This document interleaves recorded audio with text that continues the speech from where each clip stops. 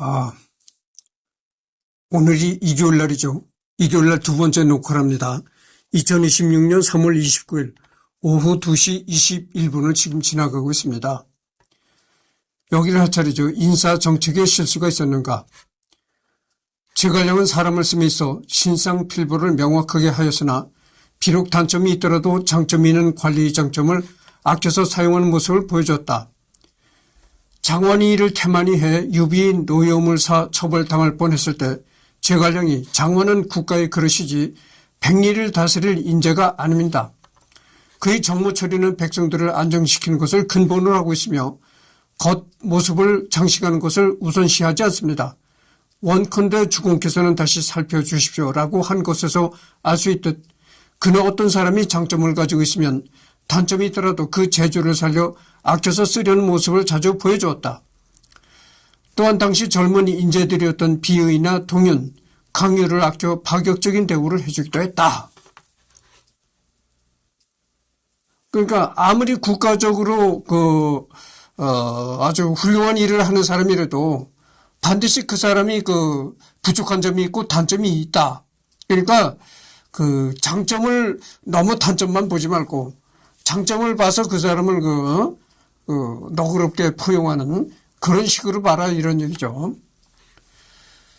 유선이 즉위하자 익주목이 된 제갈량은 성도 남쪽에 높은 대를 쌓아 각지 선비들을 초청했고 몸소 익주 출신의 선비들을 방문하여 그들을 등용했다. 그전에도 익주 출신 선비 양홍과 하지를 적시적소에 잘 쓴 것 때문에 서쪽 익주 사람들은 모두 제갈량이 당대의 인물의 능력을 전부 발휘할 수 있도록 키워온 것에 감복했다. 제갈량의 역량과 용인 아래서 그의 뒤를 잇는 촉한의 군신들은 청렴하고 검소하게 지냈다. 그의 뒤를 이은 비의나 강유 모두 검소한 인물이었다. 그렇죠.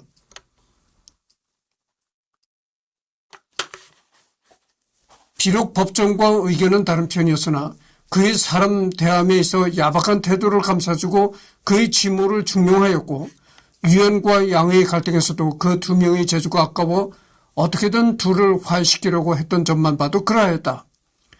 또 재상의 지위에 올라서도 선수 인재들을 찾아다니며 덕망과 재주가 있는 사람들을 관리로 기용했다는 점에서 인재를 대하는 그의 태도를 엿볼 수 있다. 그리고 이렇게 발굴된 인재들은 제갈량 사후에도 국력이 부족한 촉을 단단히 지탱하였다. 엄밀히 말하면 그는 인성과 능력을 고려해 관료의 성격이나 능력에 따라 알맞는 적재적소의 인재를 배치하려고 노력했다 할 수 있다. 적재적소, 그 책무에 아주 가장 적합한 사람을 써야 된다 이런 얘기죠. 이건 이거 두말하면 잔소리죠. 예, 국가도 그런 거예요. 적재적소의 사람을 잘 써야 그 국가가 발전할 수 있는 거다 이거죠. 당장 그렇잖아요. 사람이 만능이라는 건 있을 수가 없는 겁니다. 그러니까 그 분야에 가장 적합한 사람을 써야 된다 이런 얘기죠. 당장 출사표에서 과교의제 비, 시랑, 동연 등은 모두 선량하고 진실하오며 뜻과 생각이 고르고 순박하여 선 황제께서 발탁하시어 폐하께 남기셨사오니 아둔한 신이 생각하건대 궁중의 크고 작은 일을 모두 그들에게 물어보신 이후에 시행하시면 필요 허술한 곳을 보완하는 데 크게 이로울 것이옵니다. 장군 상총은 성품과 행실이 맑고 치우침이 없으며 군사의 발근이 쓰시도록 하십시오라고 했던 것처럼 아직 미숙한 군주주의 능력과 인성이 되는 인사들을 배치해 보좌를 담당케 했다는 점을 봐도 그렇다. 특히 동윤의 경우는 내부 기관을 잡을 때 탁월한 인재 선정이었다. 이런 얘기입니다.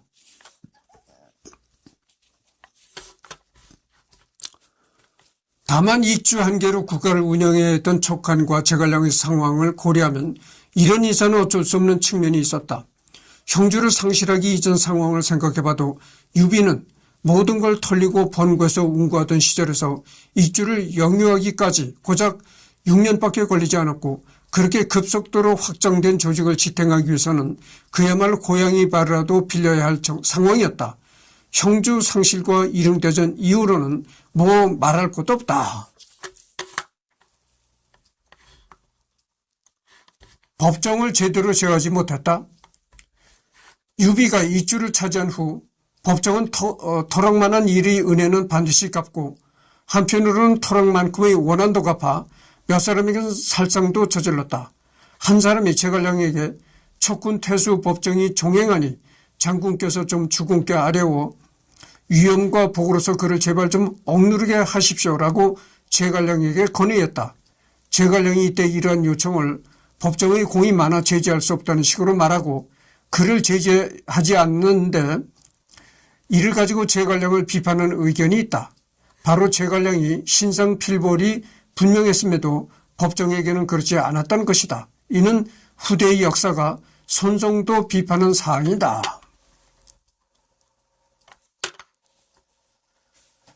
그러나 이는 다음과 같은 측면에서 반박될 수 있다. 제갈량이 촉정권에서 높은 지위에 있다는 사실과 더불어 제갈량은 당시 고갱으로서 유비 휘하 법정과 동등한 권한이 있었다.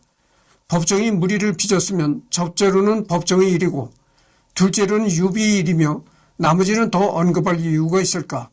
제갈량이 유비의 눈과 귀로 세간 정황을 다 보고해야 하지는 않았을 터이고 유비 역시 법정의 일을 알고 있었을 가능성이 높다.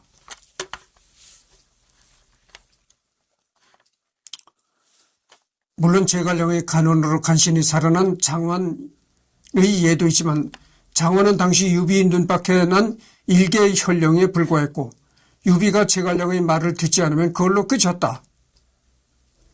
장원이 죄를 지어서 벌을 주는데 제갈량이 말해서 벌을 감하는 실질적인 능력이 있었다면 법정의 경우 장원과 달리 유비가 매우 신임하고 있었기에 그와 정확히 동등한 능력을 지녔을 뿐인 제갈량의 입장에선 법정의 비위를 밝히고 탄핵하는 힘이 아니라 유비가 법정의 공을 크게 취하고 선물을 내릴 때나 조언하는 정도에 불과하다.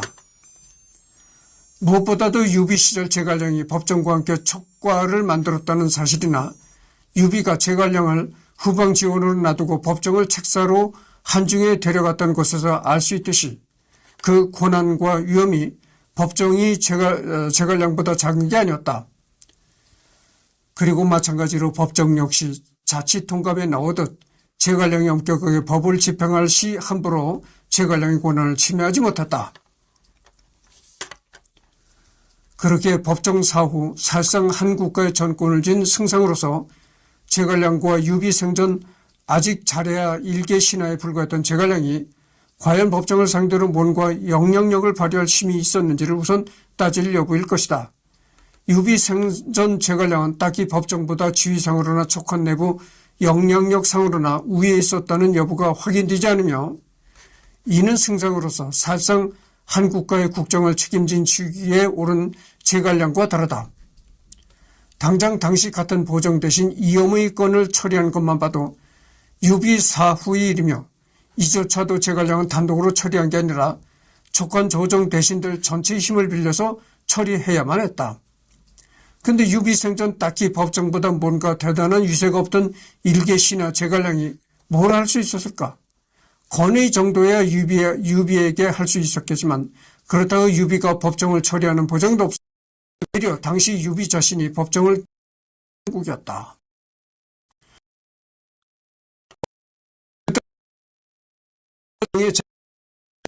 이 제갈량의 의사와는 반대되는 그런 판결을 내린다 하더라도 그런 거에 이 제갈량이 관여할 수가 없었다 이런 얘기입니다. 황제 유비는 이 법정을 굉장히 그러니까 요즘 말로 하면 사법부죠. 그때 당시 황제를 지녔던 유비는 그 사법부를 굉장히 신뢰했고 그렇기 때문에 이 제갈량이란 인물은 유비 밑에서 일을 하는 승상에 불과한 건데 그렇게 유비가 황제가 그렇게 신임하는 사법부를 제갈량이 관여할 수 있습니까? 예, 관여할 수가 없죠. 그런 얘기입니다. 유비가 살아있을 때는 유봉 사사건의 경우에도 제갈량은 유비에게 조언을 했을 뿐이지 유봉을 직접 죽일 수는 없었다. 결국 최종 결재를 내린 것은 유비다. 그렇죠. 최종 죄를 진 사람을 죽이느냐 살리느냐 하는 것은 황제의 고유 권한일 뿐이지. 응? 황제 밑에서 2인자로 생활하는 제갈량이 뭐 할 권한이 아니죠. 만약에 제갈량이 범인을 가지고 뭐 저놈 죽여라 어쩌다 이렇게 한다면은 그것은 월권 행위가 되고, 그렇게 월권 행위를 저지르는 제갈량은 유비의 눈밖에 날 수밖에 없는 겁니다. 그러나 그런 그 제갈량은 그런 월권 행위를 전혀 하지 않았기 때문에 황제로부터 신임을 받았다, 이 말이 되는 거죠. 제갈량이 건의했다고 해서 법정도 그러리라고는 보장이 있을까? 거기에 법정이 유비의 신임을 잃었다는 기록이나 근거가 있나? 적어도 유봉과 달리 사서상 법정이 유비의 신뢰를 잃었던 기록은 없다. 그 점을 우선 논할 일이다. 이를 엄정히 처리한다는 사서의 언급은 결국 그만한 힘이 있어야 개혁이든 일처리를 한다는 말이다. 당장 주변의 위태로움을 제대로 읽지 못하고 강경한 태도로 이각과 곽사를 몰아붙이다 왕윤이 어떤 최후를 맞이했는가? 뭘 하려면 당연히 그에 수반되는 힘과 권력이 있어야지. 일개 신하가 주군인 유비의 의중을 거스르면서 단독으로 이를 막 처리하면 전제군주제 국가에서 그건 자래의 항명이고 최악이며 반역. 영상을 촬영하다가 도중에서 마이크가 어떻게 자동으로 꺼졌습니다. 이게 왜 이런 일이 생기는지 그래서 다시 이어붙입니다. 왜 그런지 전 모르겠습니다. 여태까지 이런 일이 없었거든요. 근데 자동으로 꺼지는 거예요. 사서에서 소위 충신으로 언급된 신하들을 보면 거진 대부분이 최소 군주에게 충분한 신임이나 권한을 얻고 개혁을 진행한다. 제갈량이 굳이 유비의 뜻을 거스르면서 그럼 단독으로 뭘 해야 할까? 당장 원숭헌이 멋대로 모문용을 처리했다, 어떤 비참한 최후를 맞이했는지 역사는 말해주고 있는데 제갈량이 왜 그런 위험을 감수해야 하는가? 게다가 군주의 의중을 거스르고 신임을 받는 익주의 거물을 함부로 처리하면 그건 충성이 아니라 반역에 가깝다. 그렇죠? 아무리 제갈량이 통치자라 하더라도 어디까지는 2인자일 뿐이고, 그런데 제갈량이 황제인 유비의 뜻에 반하는 일을 한다? 그건 안 되는 거죠. 그러니까 제갈량이 할 수 있는 일은 유비가 허용하는 그 테두리 안에서만, 유비가 허용하는 그런 일에 한해서만 할 수 있는 것이지, 유비가 반대한다든가 유비가 싫어하는 일을 할 수는 없는 거다, 그 말이죠. 유비가 반대한다든가 싫어하는 일을 제갈량이 독자적으로 행한다 할 경우에는 그거는 반역이 된다, 이런 말입니다. 요약하면 당시 법정은 제갈량과 최소 동등한 정도 위치였고 익주에 훨씬 오래 근무한지라 외려 익주인들에게는 훨씬 신망이 높은 상태였다. 여기엔 법정이 저런 짓들을 저지르는 것은 사실이지만 그렇다고 익주 모든 신하들의 신망을 잃었다는 근거는 없고, 익주 백성들이 눈밖에 났다는 말은 더더욱 없다. 제갈량이 뭘 하고 싶어도 못하는 상황이었다. 심지어 법정은 유비가 기반을 닦는데 아주 혁혁한 군군까지 세우며 제갈량과 비슷한 신임과 총애를 유비에게 얻은 상태였다. 그의 요지는 사건 자체는 법치주의 관점에서 도덕적으로 제갈량이 비판을 받을 여지는 있으나 시대적 상황적 요건을 고려하지 않고 마치 제갈량이 조치할 수 있는 것을 사사로이 묵살시켰다는 식의 비판은 적절치 않다는 것이다. 고중세 전제 군주제 국가에서 잘해야 동등한 직위 대신을, 심지어 그 대신이 내가 섬기는 군주의 총애도 받고 건국에 엄청난 군공도 세웠다면 똑같은 신하가 함부로 사사로이 고발할 위치가 아니었다. 설령 유비에게 제갈량이 말해봐야 유비가 그 권위를 수용할지도 의문이고, 외려 당시 법정을 총애하던 유비가 적극적인 조치를 취해줄지도 의문이다. 그리고 그렇게 해봐야 법정이 제갈량에게 원망만 품게 될 공산이 컸다. 법정과 제갈량은 서로 숭상하는 바는 같지 않았으나 법정의 직무를 높게 여겨 제갈량의 공적인 도의로 서로 따랐고, 제갈량은 늘 법정의 지모와 권수를 높게 여겼던 기록도 있다. 즉 제갈량이라고 법정을 무조건 좋게 보지는 않았으나 법정의 능력과 공적인 상 때문에 존중했다는 것이다.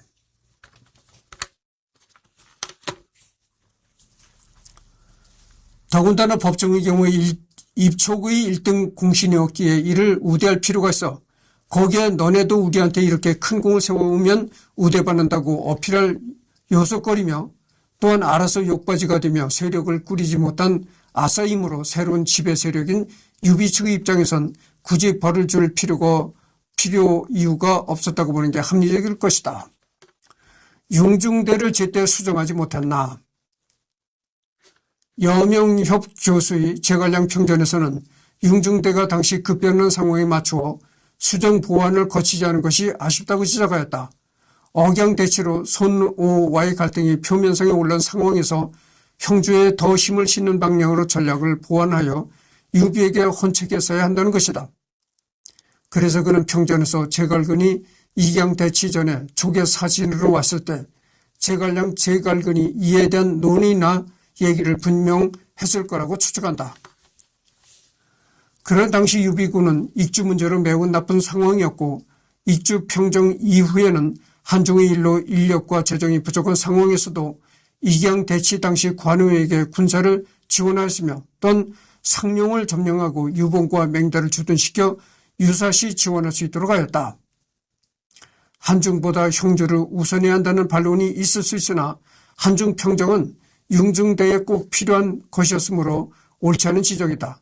한중은 유비군에게 가장 중요한 대위나라 방어 거점이고 한중이 평정되지 않아 이양 대치 때에 급히 오와 협정을 맺고 한중으로 달려간 것과는 달리 한중을 점령한 이후에는 이릉대전의 괴멸적인 패배 이후에도 촉은 위의 위협에서부터는 비교적 자유롭다. 따라서 한중과 익주 평정에 총력을 기울여야 했던 사정상 제갈량이 탓을 할 수는 없다. 또한 관우의 인사에 관해서는 형주를 수비하는 임무로 관우 이상의 인재는 유비군에게는 존재하지 않았다. 관우를 대신해서 다른 상장을 배치하기 위한 충성심, 군대를 통솔하는 능력, 수군을 잘 다룬다는 능력으로 관우만한 사람이 없었다. 외교의 부분에서 관우가 실수한 점이 없진 않으나 실제로 관우는 형주 방어를 잘 해냈고 관우가 형주를 잃게 된 것은 소녀 동맹의 공적인 위를 공략하고 있을 때 초고 동맹의 중요성을 강조하던 오나라의 도독 노숙이 217년에 죽은 이후 여몽과 손권이 노골적으로 형주 나머지 부분을 차지하려고 눈에 불을 켜는 상황에서 오에서 뒤통수를 친 것과 유봉과 맹달이 사사로운 갈등으로 관우를 구원하지 못하는 등의 예상하기 어려웠던 변수의 개입이 있었던 것 때문인지 용인의 실책이라고는 볼 수 없다.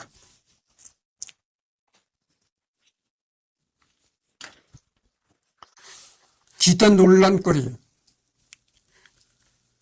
제갈량이 유비를 부추겨 유정의 뒤통수를 치게 하였다는 비판이 있다. 그리고 이는 명백히 유비와 제갈량의 도덕적인 과오가 맞다. 그러나 이 상황은 유정의 부하들이던 장송, 법정, 맹달 등이 먼저 와서 유비에게 익주를 갖다 바치는 상황이었다.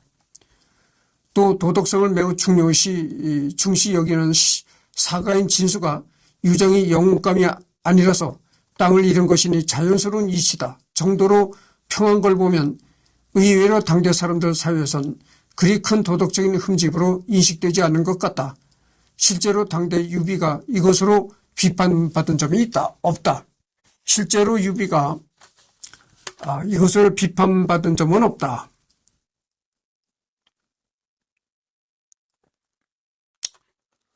이걸 보면 유장의 개인적인 인성은 좋았을 망정 난세의 군웅으로는 지극히 영양미달이었다는 사실은 당대도 널리 퍼진 평가였던 듯하다. 명색이 후한 최대의 주인 익주를 갖고 있었으면서 거기에 법정, 이염, 황권, 장송, 맹달, 오이, 오반 등 인재풀 또한 충분히 뛰어났음에도 고작 한중군 하나 차지하고 있던 오드미도 교주로서의 카리스마를 제외하면 별다른 인재풀도 없던 장로 세력한테 쩔쩔매다 유비군을 불러들일 정도였으니 말이다.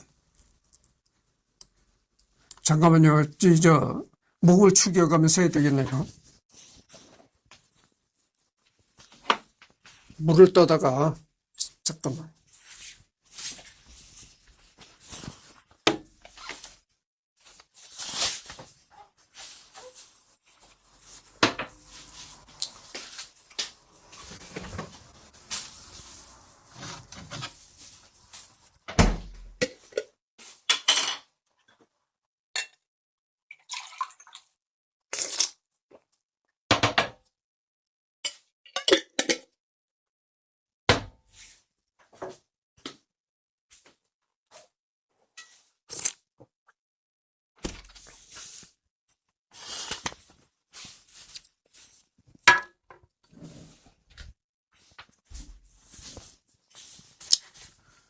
유비와 함께 멀쩡히 살아있던 헌재에게 시호를 올려 죽은 사람으로 만들었다는 점에서 도덕적인 비판이 존재한다. 그런데 헌재가 조비에게 살해당했다는 유언비어는 꽤 퍼져나간 듯하다. 당장 위나라 신하였던 소칙이나 조식도 헌재가 선양 후에 해를 당한 줄 알고 소복을 입고 고글했다. 오나라 쪽에서도 헌재를 죽은 사람 취급하는 기록이 있었을 정도였다. 그러니까 알면서도 죽은 사람 취급했는지 아닌지는 확실하지 않다. 어쨌든 헌재가 조비에게 살해당했다는 풍문 자체는 유비 세력에게 아주 좋은 명분이 될 수 있었다. 당시에 지금처럼 실시간으로 소식이 전달되던 시기도 아니었는데 멀리 중원에서 정말로 헌재가 죽었는지 살았는지 유비나 제갈량이 정확하게 확인할 방법이 없다. 시해됐다는 소문이 들려오자 정말 시해됐다고 여겨도 이상한 일이 아니었다. 그렇죠. 그때 당시는 지금과 같은 실시간으로 뉴스를 전하는 그런 매스 미디어가, 뉴스 미디어가 발달한 그런 세상이 아니니까,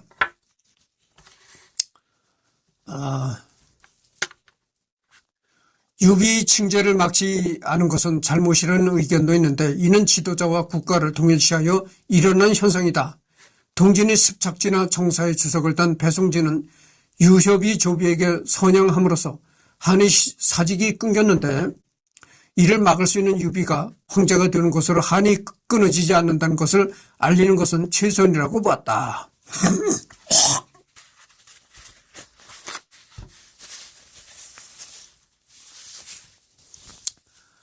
유비의 칭제와 선권이나 원수의 칭제가 다른 점은 당시 기준으로 촉하는 이미 멸망한 한나라를 잇는 한나라였기 때문이다.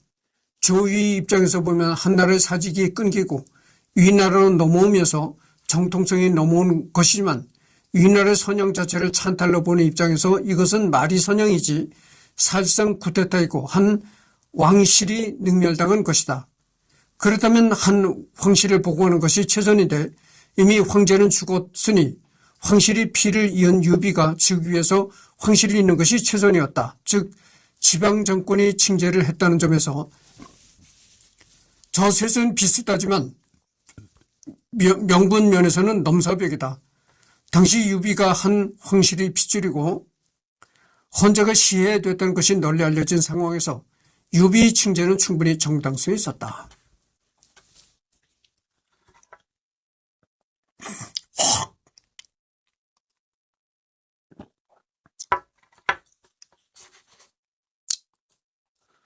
요약하자면 위에 지적된 내용 중 상당수는 엄격한 도덕적 기준으로 따지면 물론 잘못이라 할 수 있는 것들이다.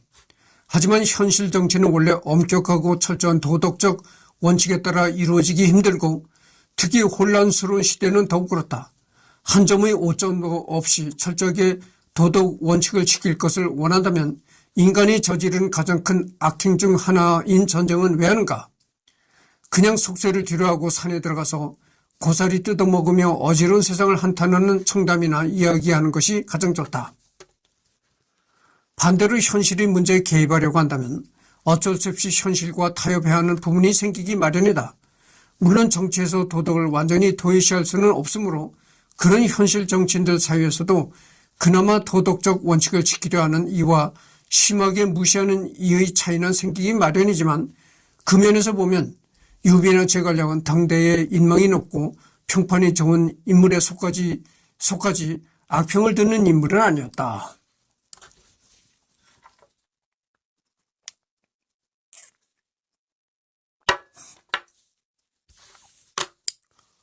정치는 현실이다. 뭐 이런 얘기 했잖아요.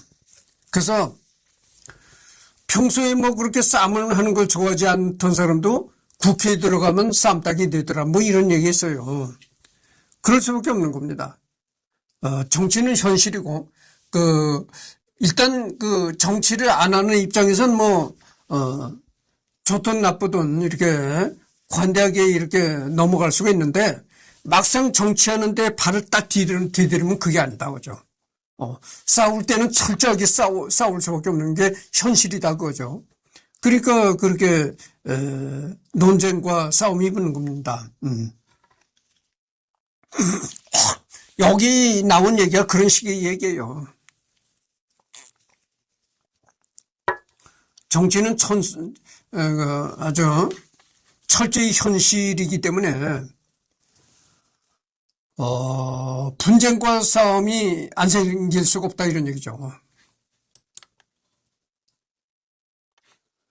유선이 제갈량 사후에 총나라 백성들과 이민족들, 신하들이 길가나 들판 등지에서 사사로이 제갈량을 제사 지냈는데 이 때문에 제갈량을 모시는 사당을 짓다고 건의를 했지만 유선은 당장 짓지는 않고 그의 사후 30여 년 뒤에 사당을 지었다. 이를 근거로 유선이 제갈량을 그다지 좋아하지 않아서 일부러 사당 건설을 몇 년간 질질 끌었다는 주장이 일각에서 있기는 하지만 제갈량 사후 그를 욕하는 이막을 유선이 화를 내며 처단한 바도 있으니 제갈량과 유선이 대립했다고 하기에는 앞뒤가 맞지 않는다. 무엇보다도 제갈량은 유선이 안정적인 후계 계승을 위해 유봉을 제거했고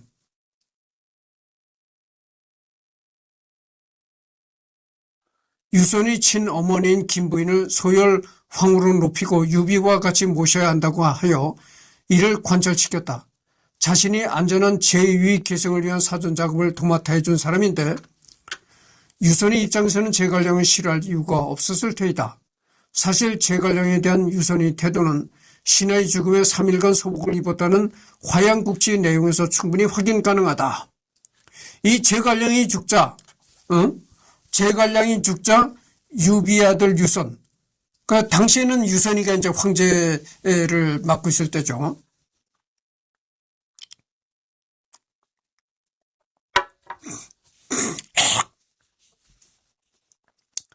유선이 3일간 상복을 입고 있었다는 겁니다. 죽음을 슬퍼하면서. 제갈량이 뭡니까? 제갈량이 유선의 부하에 불과한 사람이거든. 2인자에 불과한 사람인데도 한나라의 황제가 이렇게 3일간 소복을 입고 있었다는 겁니다. 신하의 죽음을 애도하기 위해 군주가 상복을 입었다는 파격적인 퍼포먼스를 통해 유선은 자신이 제갈량을 얼마나 좋아했고 그의 죽음을 얼마나 비통하게 여기는지 공공연히 드러낸 것이다.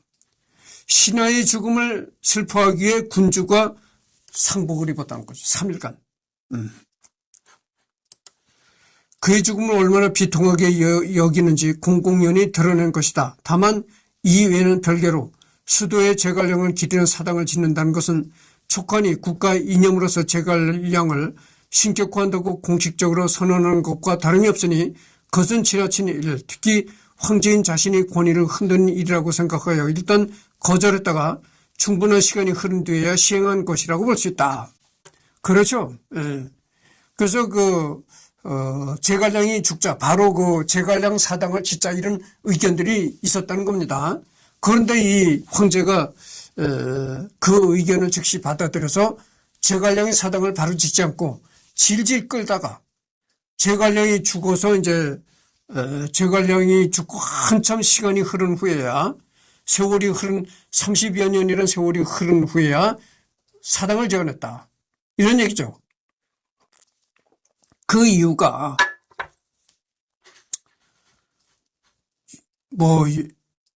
유비 집안이 제갈량을 싫어해서 그렇게 질질 끌다가 30년을 질질 끌다가 사당을 지은 것이 아니고 이런 이유에서 그렇다는 거죠. 제갈량을 기리는 사당을 짓는다는 것은 촉한이 국가의 이념으로서 제갈량을 신격화한다고 공식적으로 선언하는 것과 다름이 없으니 그것은 지나친 일, 특히 황제인 자신의 권위를 흔든 일이라고 생각하여 일단 거절했다가 충분한 시간이 흐른 뒤에야 시행한 것이라고 볼 수 있다. 이것이 맞는 얘기라고는 봅니다.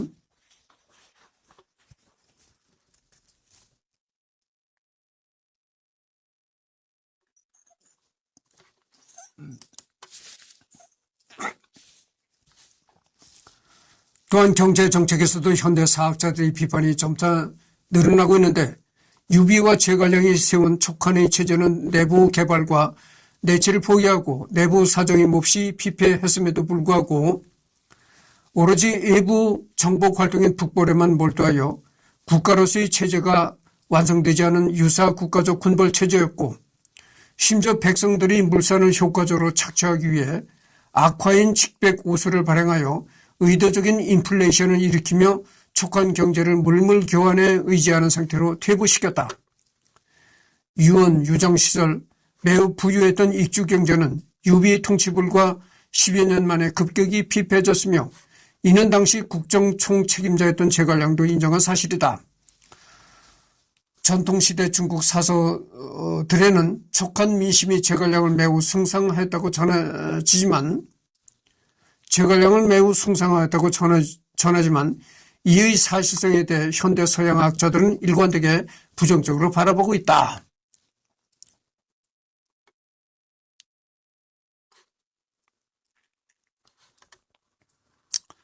제갈근과 제갈량의 관계는 무슨 일이 있었던 것일까?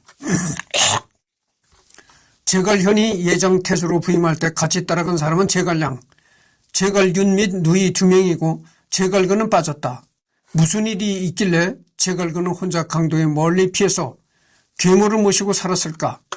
그리고 제갈근이 동호에서 안정된 생활을 할 때 왜 숙부 제갈련을 잃은 형제들을 부르지 않았을까? 나중에 제갈근과 제갈량을 서로 만나더라도 공적인 태도를 유지했다. 두 형제 간의 관계는 생각보다 서먹했을 수도 있지만 한편으로는 제갈량이 가장 많이 편지를 보낸 사람 중 한 명이 형 제갈근이라는 점에서 또 그렇게 보긴 어려운 면도 있다. 사실 그냥 단순히 제갈근은 집안의 장남이고 제갈량보다 7살 연상이니까 성인으로서 스스로 자립을 위해 가족들과 떨어져 강동으로 건너갔다고 볼 여지가 있다.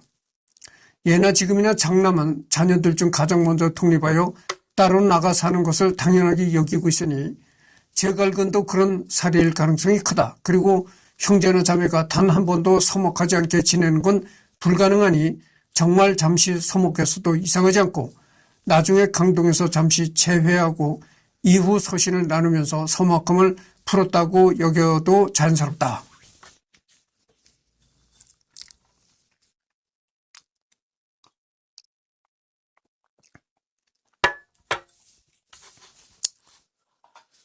왜 제갈량은 친구들을 등용하지 않았나? 제갈량은 친구들을 등용하지 않았다. 위나라에서는 순욱이 여러 인재를 피라미드 형식으로 영천호족 파벌을 형성하며 서로 추천했고 오나라에서도 장소, 주유, 노숙, 제갈근 등이 서로 추천했다. 유비 역시 호엽을 사귀는 걸 좋아했고 촉한은 유비 개인을 중심으로 조직된 단체였다. 그런데 제갈량은 달랐다. 서소, 석도, 맹건, 취주평 등은 위날에서 관직을 지냈다. 제갈량의 사람 쓰는 원칙이 분당을 형성하지 않았던 것일까? 위날에서 순욱을 조금이라도 알면 조그마한 관직을 얻을 수 있고 이건 오나라의 주유도 마찬가지였다. 하지만 제갈량을 사사로이 알아도 관직을 얻을 수는 없었다. 제갈량과 황보인의 관계.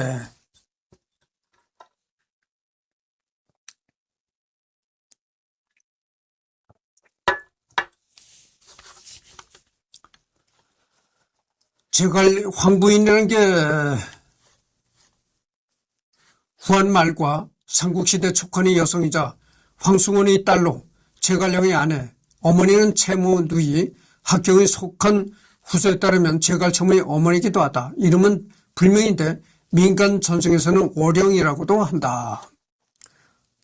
그러니까 제갈량의 아내네요. 제갈량의 아내. 예. 황부인이 이제 제갈량의 아내다 그죠. 제갈량은 황승원의 딸과 결혼하면서 당시 형주 최대의 권문세가이자 자사 유표의 처가였던 최씨 집안과 인척관계를 맺었다. 그의 두 누나도 각각 형주의 명문과 괴씨와 방씨 집안에 시집을 갔다. 이에 제갈량이 처가와 사돈댁으로 권문세족에 빌붙으려 한 게 아니냐는 의혹이 눈길을 보낸 사람들이 있는데, 실상 제갈량은 인척관계를 이용해 관직을 구한 적도 없었다. 그가 형주 명문가의 인척으로 편입되면서 형주의 여러 명사들과 교류하게 될 수는 있었던 것은 사실이지만 어디까지나 그뿐이었다. 그는 포의 농부로서 스스로 농사를 지어 생계를 이으며 은사나 선비들과 사귀었다. 제갈씨 집안이 형주의 여러 명문 호족들과 인척관계를 맺었지만 그들 중 상당수가 위나라에 사관했고 방통은 원래 주유 밑에서 관직 생활을 하다가 제갈량보다 늦게 유비에게 출사했다. 이러한 점을 보아 제갈량이 권문세가의 정치적 이익을 노리고 황부인과 결혼한 것으로 보이진 않는다. 다만 그 결혼을 통해 형주의 명사들과 학문적인 교류를 할 기회를 얻었으며 황부인 본인도 현명하고 재주가 많은 사람이었다고 하니 그 결혼을 통해 얻게 될 지적이고 인간적인 교류의 기회를 원했던 것이라고 볼 수밖에 없다.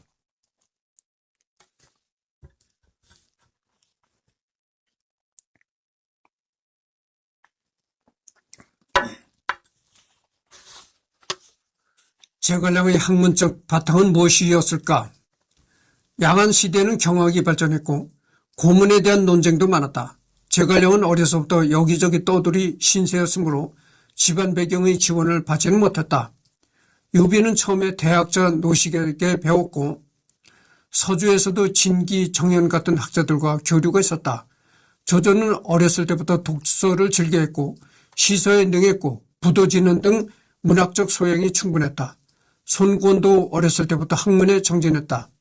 그러나 제갈량은 어려서 조실부모하고 숙부에게 의지하다가 그 숙부마저 일찍 죽는 등 고문을 구해 원문을 공부하거나 근문을 구해 춘추필벌 사회의 가르침과 주석을 얻을 수 있는 상황이 아니었다. 형제에 가서는 상황이 좀 나아지지만 그래도 스스로 농사 지어서 먹고 사는 가난한 서생임은 변하지 않았다.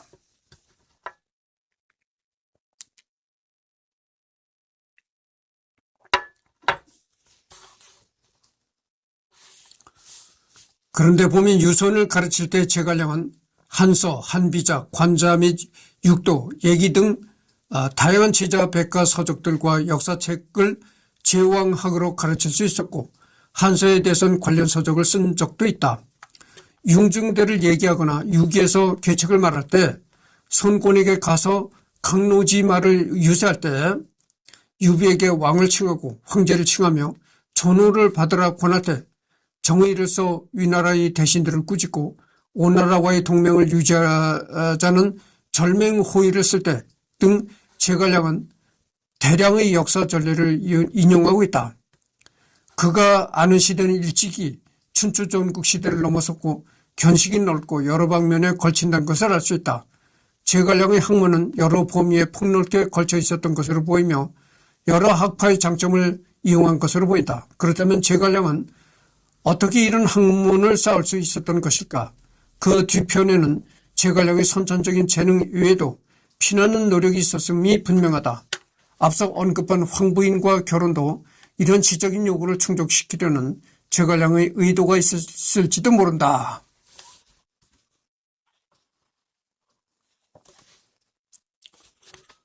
또한 그 당시 형주가 교육의 장소임을 생각해 볼 필요도 있다.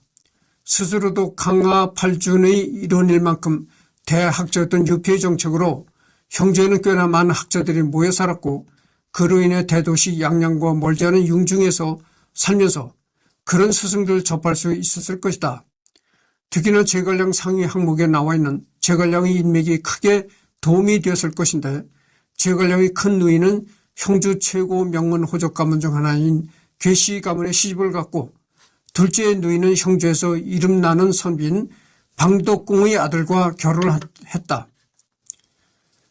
그리고 본인도 유의 언급처럼 양양의 명사인 황승원이 따르자 외가가 형주 최고 명문어족 가문 중 하나인 최씨 가문인 황부인과 결혼했다. 그렇게 제갈량이 공부에 대한 의욕만이 있다면 얼마든지 공부할 수 있는 환경은 형주에 와서는 충분히 조성되었을 것이다. 또한 스승인 사마휘 역시 뛰어난 선생으로 알려져 있었으니 공부할 수 있는 환경은 잘 갖춰진 셈이다. 물론 이것은 제갈량이 형주 정착한 이후에 일어난 일이므로 그전에는 뛰어난 잠재력을 가진 천재였다가 형주에 거쳐가며 그 환경이 주어져 자식까지 갖추어졌다고 볼 수 있는 근거는 많다. 그 환경이 주어져 지식까지 갖추어졌다고 볼 수 있는 근거가 많다. 다만 어떤 이유로 27세나 되는 늦은 나이까지 제야에서만 지내는지는 의문이다.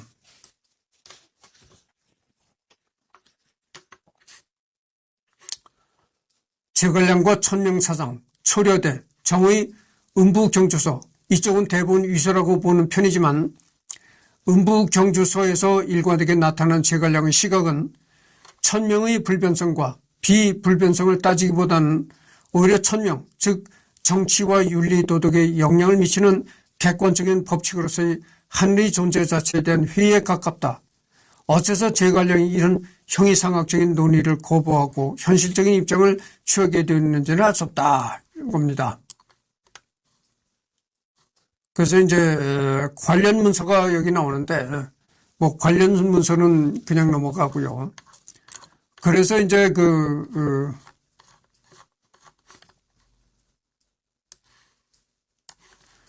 지금 한 부분이 논란 부분을 했거든요. 그래서 이제 뭐 다음 주 주말에 나가야 또 녹화하겠어요. 그러니까 다음 주 주말에 녹화할 때는 여기 관련 일화들에 관해서 하도록 하겠습니다. 그러니까 생애부터 쭉 계속 해왔는데 다음 주에는 이 관련 일화들을 한다는 그런 말입니다.